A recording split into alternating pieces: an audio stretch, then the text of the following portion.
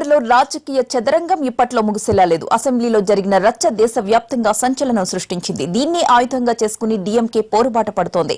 ఎల్లుండి తమిళనాడు వ్యాప్తంగా ఆందోళనకు పిలుపునిచ్చారు స్టాలిన్.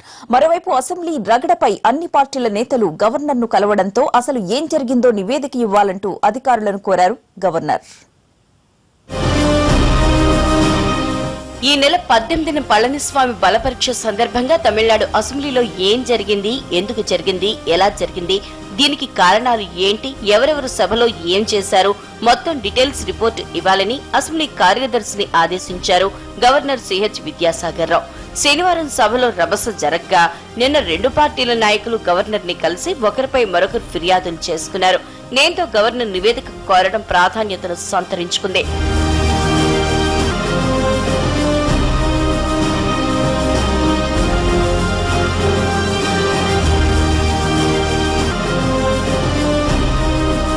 మరోవైపు వ్యవహారాన్ని ఇంతటితో వదలకూడదని డిసైడ్ అయ్యారు డీఎంకే వర్కింగ్ ప్రెసిడెంట్ స్టాలిన్.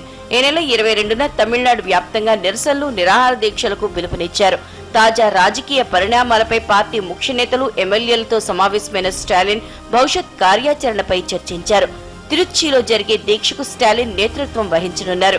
అలాగే రాష్ట్రపతి ప్రణబ్ ముఖర్జీకి ఫిర్యాదు చేసేందుకు కూడా ప్రయత్నాలు చేస్తున్నారు. ఇక మాజీ సీఎం పన్నీర్ సెల్వం కూడా గవర్నర్ ని కలిశారు.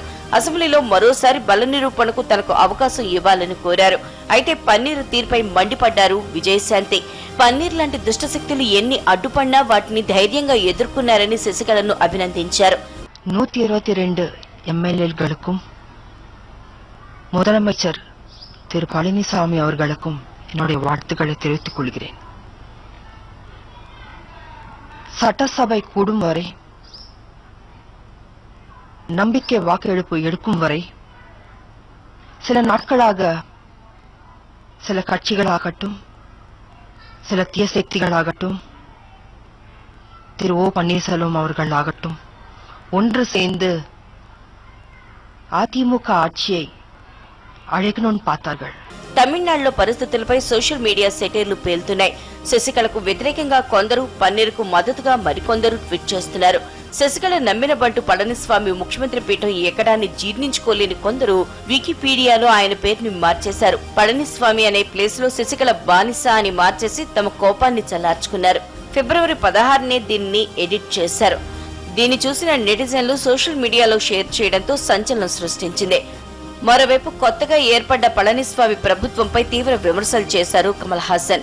ఈ సర్కార్కి, నేరగాళ్ల గ్యాంగ్కి పెద్ద తేడా ఏమీ లేదంటూ సంచలన వ్యాఖ్యలు చేశారు. అసెంబ్లీలో బల నిరూపణ సందర్భంగా జరిగిన పరిణామాల్ని, సభ జరిగిన తీరును తనతో సహా ప్రజలెవరూ అంగీకరించడం లేదని అన్నారు. తమిళ అసెంబ్లీని శుద్ధి చేయాల్సిన సమయం ఆసన్నమైందని, దానిని మనమే శుద్ధి చేయాలని పిలుపునిచ్చారు.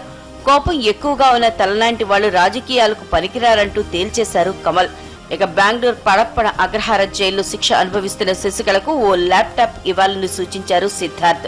ఆమెకు ల్యాప్టాప్ ఇస్తే 4 ఏళ్లు చెన్నై నుంచి బెంగళూరు జైలుకి పళనిస్వామి రవాణా ఖర్చులు మిగులుతాయని ఎద్దేవా చేశారు. అంతేకాదు, మనం తినే ఆహారంలో కొంచెం ఉప్పు ఎక్కువ వేసుకోవాలని పరోక్షంగా తమిళల పౌరుషం గురించి ట్వీట్ చేశారు సిద్ధార్థ్.